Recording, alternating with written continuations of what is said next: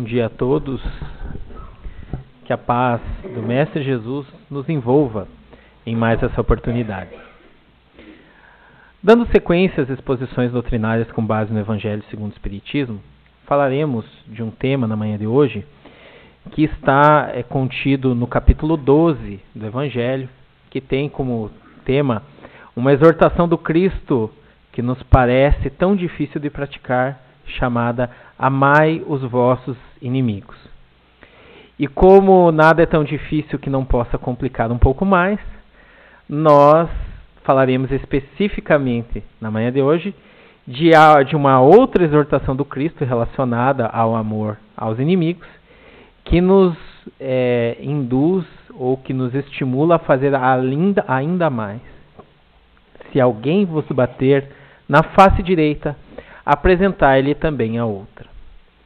Trata-se de um dos temas de maior importância dentro do ensinamento cristão, mas também dos mais controvertidos, dos mais difíceis de compreender, seja o seu alcance, seja efetivamente se seria algo praticável por nós, ou se somente por espíritos evoluídos ao extremo como Jesus.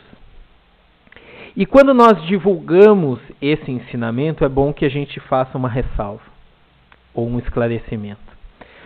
Jesus, ao trazer o seu evangelho, ele conclama aos seus discípulos, inicialmente aos seus apóstolos e todos aqueles que o seguiam, que multiplicassem esse conhecimento e fizessem com que esse evangelho chegasse até todas as pessoas.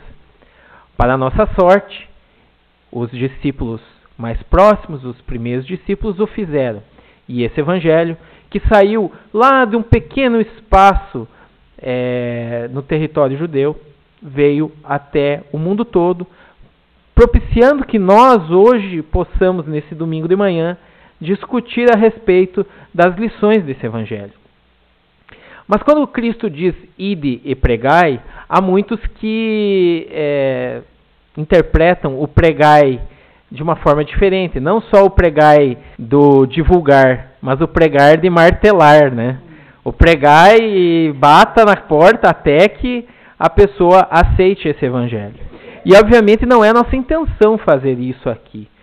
Nós ficamos mais à vontade dentro de uma casa espírita divulgando o Evangelho do Cristo, porque se vocês aqui vieram é porque têm interesse naquilo que o Cristo disse e naquilo que o Espiritismo explica a respeito das palavras de Jesus. Mas nós não queremos forçar ninguém, até porque nunca o conseguiríamos por meio de discursos. Porque os maiores divulgadores do Evangelho do Cristo não foram grandes oradores, pelo menos não foram reconhecidos como tal.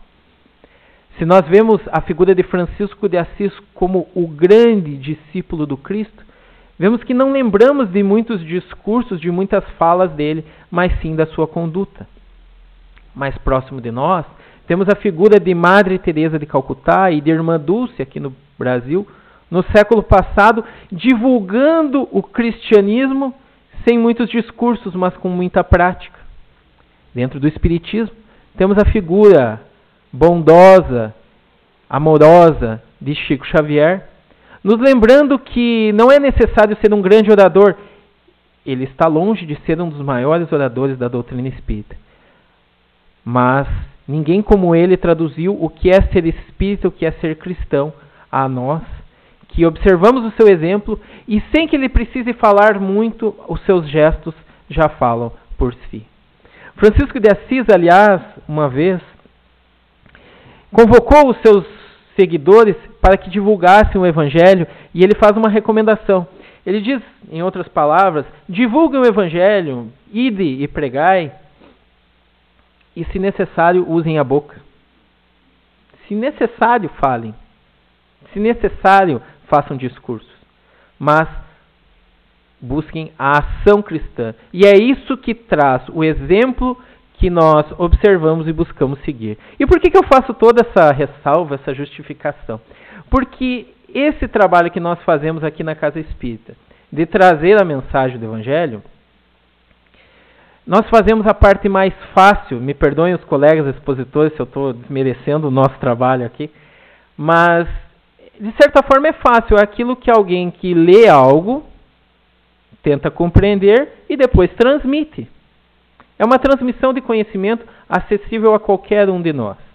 Agora, divulgar o Evangelho como Chico Xavier fez, como Madre Teresa, como Francisco de Assis, como vários outros seguidores do Cristo, é um pouco mais complicado, mas é mais efetivo.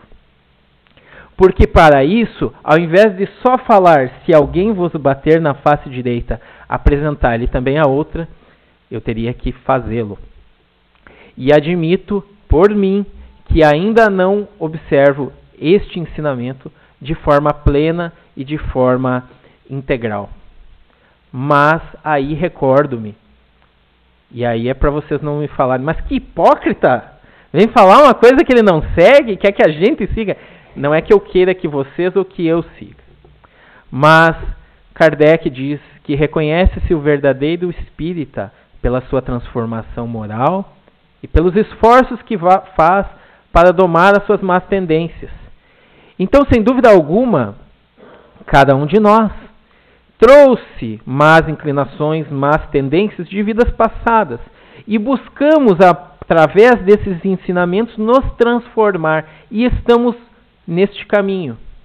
E quando nós estamos nesse caminho, já nos sentimos à vontade para compartilhar com vocês desse caminho que nós buscamos seguir, ainda que tenhamos dificuldades para tanto. Então, o ensinamento que nós falaremos hoje, longe de mim dizer eu o faço, mas sim, dentro de mim, eu quero fazer, eu busco fazer e sei que é o correto a ser feito.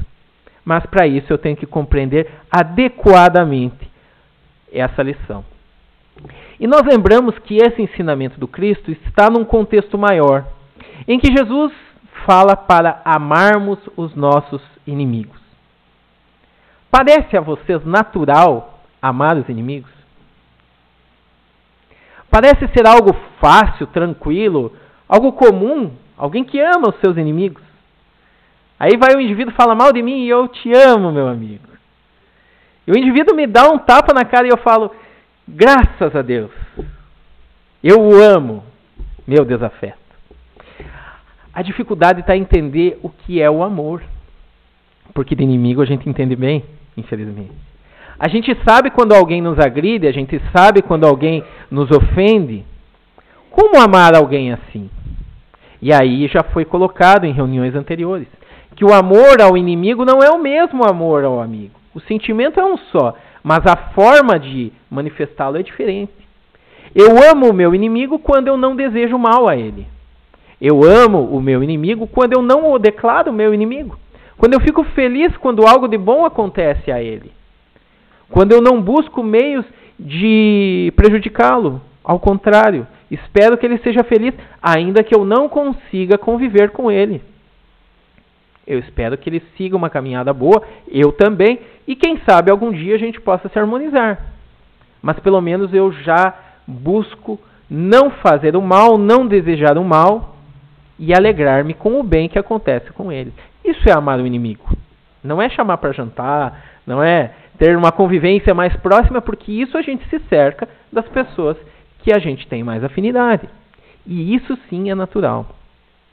Agora, dentro deste contexto, Jesus, que disse em certa feita que não veio destruir a lei, mas cumpri-la, ele se referia à lei de Moisés, ele traz essa novidade. E bota novidade para a época. Ele diz assim, se alguém vos bater na face direita, apresentai também a outra. Essa é a frase mais impactante, mas tem outras. Se alguém lhe pede a túnica, dê algo mais. Se lhe pede para caminhar 1000 passos, dê 2000. Isso nos parece estranho, porque nós ainda estamos mais apegados à lei de Moisés. Essa sim é boa. Olho por olho, dente por dente, braço por braço, e aí vocês vão estendendo até onde quiser.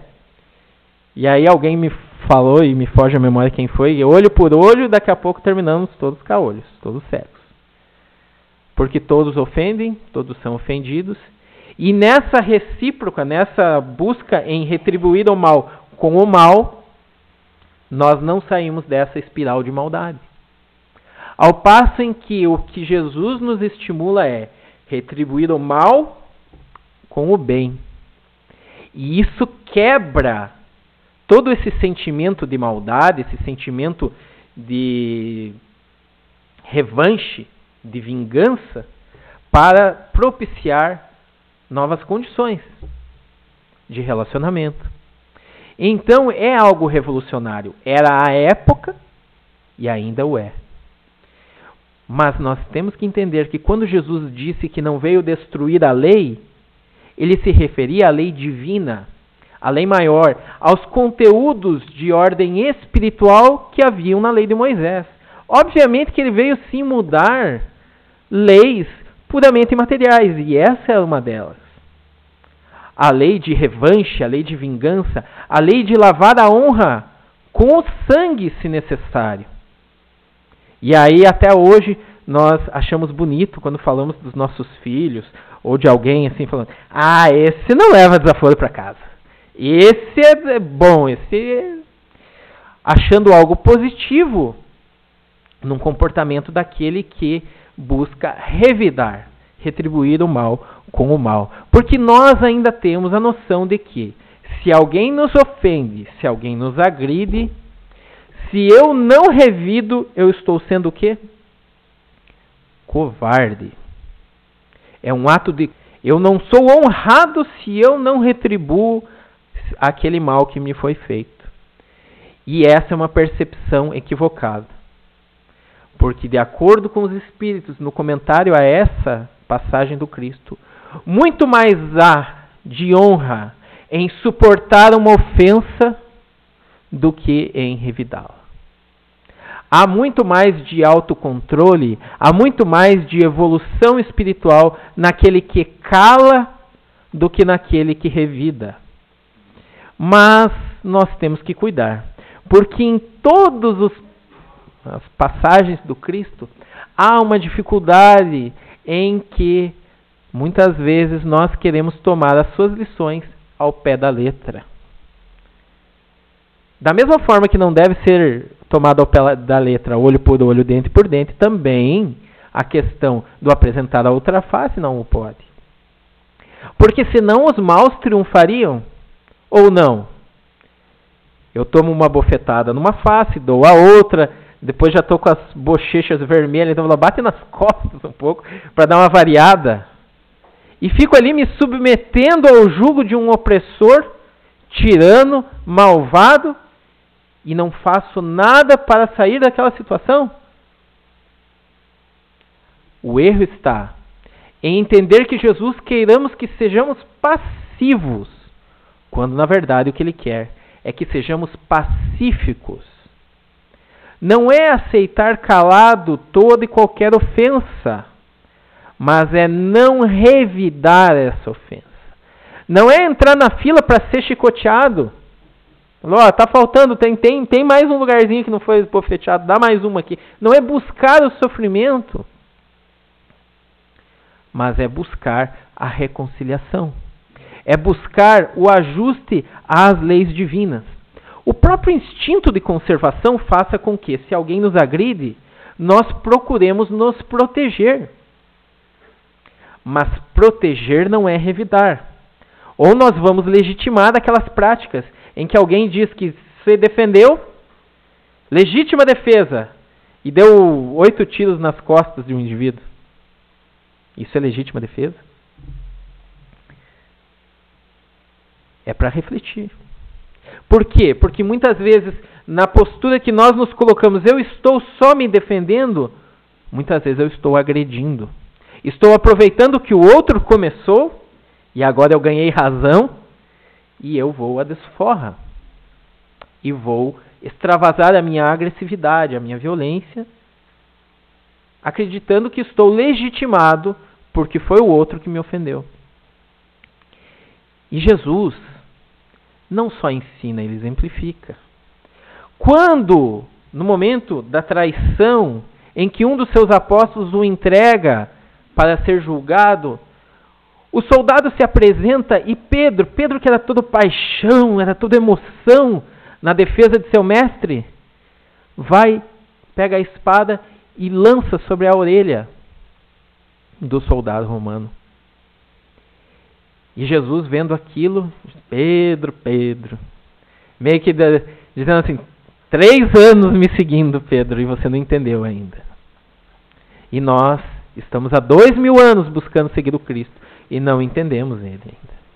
Porque a defesa do Evangelho e a defesa da nossa honra não é feita com violência, não é feita com sangue, não é feita com o propósito de se sobrepor ao outro. Nada é mais digno, nas palavras dos Espíritos, do que suportar uma ofensa sem macular o nosso orgulho, a nossa honra. Porque no fundo o que nos dói não é nem a bofetada na cara, é a ofensa moral. E nós pensamos, isso não vai ficar assim, achando que temos que revidar, quando o Espiritismo nos diz, e Jesus recomendava, dar a outra face é mostrar que aquela agressão não me atinge. Aliás, é interessante, porque quando nós somos fruto de uma maldade, o expositor espírita, psicólogo, está conhecido de todos vocês provavelmente no YouTube, o Rossandro Klinger, né? Semana passada ele estava no programa da Fátima Bernardes. O cara está a todo vapor aí, e com razão, porque ele tem ideias muito boas. Ele falava em uma de suas palestras que quando nós temos, por exemplo, um colega de trabalho que se compraz na prática do mal, não é que o cara é mau, ele está naquele nível evolutivo tomando gosto pela maldade e o faz reiteradamente. Aí esse colega que tem experiência na maldade nos atinge de alguma forma. E aí o que nós fazemos? Nós que não somos o suprassumo da evolução, mas a gente já se educou um pouco para não ficar praticando essas maldades, esses atos equivocados. E aí a gente fala, eu vou devolver na mesma moeda, tentando me igualar com alguém que é expert. Eu vou jogar bola com o Neymar. Eu vou discutir física com Einstein. Por quê? Porque ele é bom em maldade. E eu, até por falta de treino, já estou mais destreinado, enferrujado. Não estou bom nisso. E aí eu quero me igualar. Ele vai ganhar de mim. Facilmente. Porque é que nem diz o Rossandro, até para ser mal tem que ser bom. Você tem que ser bom no que você faz. Né? E a gente, se não está sendo bom em fazer maldade, que bom. Mas não queramos nos igualar. Então, há a diferença ser passivo ou ser pacífico. Ser passivo, eu aceito toda agressão que é me feita. Ser pacífico, eu até posso me indignar com aquela agressão, mas eu não respondo na mesma moeda. Vamos trazer para uma parte um pouquinho mais polêmica, sem entrar em discussão política ou partidária. Mas se um agente público, é uma hipótese, tá? É ficção, um político age de forma equivocada, corrompendo-se e prejudica toda uma sociedade, eu tenho que aceitar passivamente e dar a outra face. A outra face é dar o voto para ele novamente. Eu vou votar nele novamente. Afinal, Jesus disse, dar a outra face. Não, eu vou me precaver. Até para fazer algo bom para ele. Não vou continuar dando oportunidade dele se locupletar, dele enriquecer monetariamente e empobrecer moralmente. Mas, se ele passar na minha frente, eu pelo menos não vou linchá-lo. Não vou esbofeteá-lo, como muitas vezes temos vontade ao ver na TV algumas notícias. Mas pelo menos eu não vou ser violento. Eu vou me cuidar para que aquela agressão não aconteça novamente, porque é uma agressão à sociedade. Então eu me precavenho. Eu não preciso dar outro voto de confiança. Mas, ao menos, eu renuncio a qualquer forma de violência, de agressão. Porque nisso ele é expert. Eu sou amador. Tomara que sejamos. E, obviamente, é o correto a fazer. Porque, senão, eu estou bebendo da mesma fonte contaminada que esse adversário está bebendo. Do ódio, da vingança, do rancor, da mágoa, da maldade, querendo neutralizá-la, jogando gasolina na fogueira, jogando mais maldade, mais ódio, mais rancor, mais vingança, e aquilo se torna algo maior. Então, a solução até mais inteligente é romper com essa violência, romper com essa agressão, a partir de um comportamento diferente, diverso. Eu me lembro, quando eu estava aprendendo a dirigir, que o meu instrutor de autoescola, eu já contei isso aqui alguma vez, ele fazia algo que era quase inimaginável. Até quando ele estava dirigindo, ou quando eu estava dirigindo, e quando ele comigo no volante, né, um cara corajoso, já tinha coragem, eu aprendendo, né?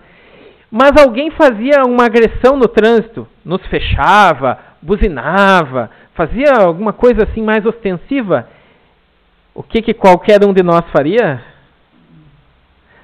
Só pensem, não precisa nem gesticular, nem falar. Mas ele fazia assim, ó, vai com Deus. Um dia eu perguntei para você, você não fala sério, né? É ironia, né? Você vai com Deus, mas o que eu quero é que você vá para aquele outro lugar.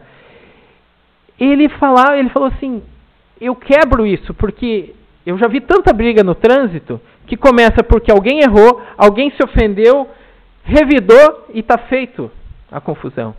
E quando eu faço vai com Deus, ninguém tem coragem, nunca ninguém foi além disso. Ele fala, ainda que eu estivesse errado, eu falo, desculpe, vai com Deus, vai em paz. Ninguém tem coragem de continuar a agressão. Ele rompeu. Isso é apresentar a outra face. Isso é não tomar aquela ofensa como algo que fere o meu orgulho, porque eu estava certo. Melhor abrir mão de estar certo. Tem uma frase, né? Eu prefiro ser feliz do que estar certo. É abrir mão desse orgulho e romper com a violência. É não retribuir o mal com o mal. É negar-se à vingança. Pois, conforme nos dizem os Espíritos, maior glória é suportar uma ofensa do que ofender. Mas para isso, para a gente colocar isso em prática, é necessário que nós tenhamos fé em duas coisas. Porque se nós não tivermos, nós não colocaremos isso em prática. A primeira é a fé na vida futura. Porque senão nós achamos que essas pessoas não terão a retribuição justa. E aí nós queremos fazer justiça com as próprias mãos. A partir do momento que eu aceito a vida futura, eu sei que aquela reprimenda que o indivíduo muitas vezes necessita e não é dada nesta encarnação, certamente não ficará esquecida na história, será dada em outra encarnação, mas será dada por quem de direito, não por nós. E aí a outra fé que nós devemos ter é a fé na justiça divina. É a fé de que a nossa justiça humana pode ser falha, e muitas vezes o é. Mas da justiça divina nada escapa. Nós não necessitamos nos apropriarmos dessa função de julgador universal, de querermos fazer justiça, distribuir a nossa justiça a todos. Há uma justiça divina que funciona, talvez não aos nossos olhos, mas funciona, que a tudo reajusta e que nada deixa de passar. Então, deixemos aquilo que não nos cabe à justiça divina e da nossa parte possamos não retribuir o mal com o mal. Elevar os pensamentos às coisas além da matéria, porque isso nos coloca num patamar superior, a fim de que aquelas ofensas que nos ofendiam enquanto homens carnais possam passar despercebidas, porque nos colocando num patamar elevado de espiritualidade, nós não nos ofenderemos, porque sabemos que aquela ofensa é dada por alguém que está doente, que não sabe o que faz. Jesus, no momento da crucificação, o que ele faz é isso. Ele colocar-se acima e dizer: Senhor, perdoai-os, porque eles não sabem o que fazem. Porque aquilo para ele não era uma ofensa. Ele sabia que aquele povo não tinha muita coisa melhor para oferecer. E quando eu falo aquele povo, somos nós, há 2000 anos atrás. Nós não tínhamos muita coisa melhor a oferecer, nós éramos preconceituosos, éramos prepotentes, julgamos alguém sem ter autoridade para tanto. E buscamos a morte de alguém que nos perdoou porque nós não sabíamos o que fazíamos. Então, quando se coloca num patamar superior, muito menos nos magoarão as coisas, as ofensas da terra. Para nós finalizarmos, eu me recordo de uma exposição espírita do brilhante estudioso Haroldo Dutra Dias, onde ele analisa essa questão, dizendo que para nós, talvez a gente ache que é muito difícil colocar isso em prática. Porque nós temos muitos desafios aqui na matéria, temos muitas dificuldades a serem superadas e para nós ainda é impraticável. Alguns acham que isso é coisa para Jesus, o Espírito mais perfeito que conhecemos, ignorando que ele nos disse que nós podemos fazer aquilo que ele fez e até mais. Então ele pensa: mas e Jesus não teve desafios? Jesus não teve dificuldades? Teve ou não teve? Será que teve? Será que dificuldades certamente, mas foram desafios para ele? Será que toda a perseguição foi um desafio para Jesus? Será que ele não sabia que seria assim? Será que ele não tinha capacidade para suplantar isso? Se nós pegarmos hoje um teste de vestibular, a prova mais difícil de física nos parecerá impossível. Mas se trouxermos um prêmio Nobel de física, aquilo para ele será um passatempo. Para ele é muito fácil, não é desafio algum para ele, porque ele já cumpriu várias etapas e já está muito além. Para Jesus, todos aqueles desafios não foram desafios. Era algo que ele estava completamente preparado. Qualquer um de nós teria sucumbido, mas ele não. Ele encarou de forma muito tranquila a sua missão. Ciente, em todas as fases, ele já antecipava a fase seguinte.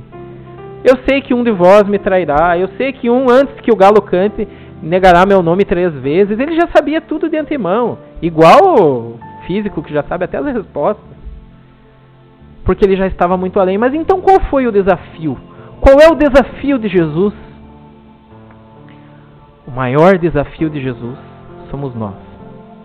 Porque ele fez o que fez, encarnou entre nós para trazer um exemplo, um modelo de vida, um ensinamento. E o desafio dele é fazer com que nós possamos compreendê-lo e segui-lo. E o nosso maior desafio é vencermos a nós mesmos. E um bom roteiro para isso é seguindo aquele que, nas palavras dos Espíritos, foi aquele tipo mais perfeito que Deus oferecera ao homem para servir de guia e modelo. Que possamos seguir ao Cristo. Hoje, que é dia dos pais, pensemos que, como pais, temos um duplo desafio. Ou triplo, ou quádruplo, para aqueles mais empolgados, que conseguem ter mais filhos.